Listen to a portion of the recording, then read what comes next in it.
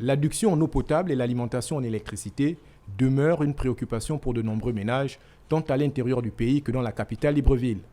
À la tête du département énergie et ressources hydrauliques, le vice-premier ministre est récemment revenu sur les raisons qui ont ralenti quelque peu les travaux du projet Pied-Pal en cours observés dans les rues de Libreville, notamment le bouchage des tranchées servant à l'installation des nouvelles canalisations.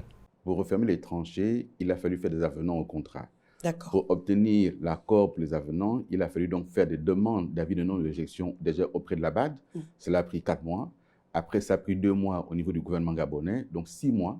Vous voyez bien qu'on a passé la saison sèche rien qu'attendre les avis de non-objection. Voilà, c'est des difficultés administratives qu'on tente de résoudre pour essayer de rattraper le retard. Par ailleurs, plusieurs descentes d'Alain-Claude Billier-Binzé sur le terrain lui auront permis de vérifier le niveau d'avancement du dossier Passmir, devant permettre l'amélioration de l'électrification des ménages et des entreprises.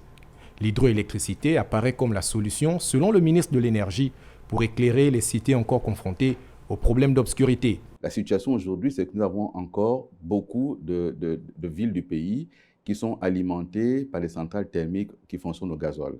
Nous avons donc l'objectif de pouvoir les mettre, sinon sous réserve froide, sinon les éteindre totalement, en les remplaçant par des centrales hydroélectriques qui sont donc en train d'être construites. L'État entend donc accroître les capacités de production au travers de conventions avec d'autres entreprises qui ont déjà été signées.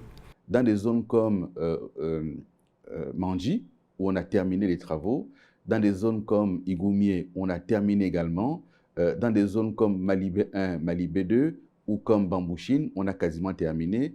Il reste maintenant les compteurs qui doivent être fournis par la SEG.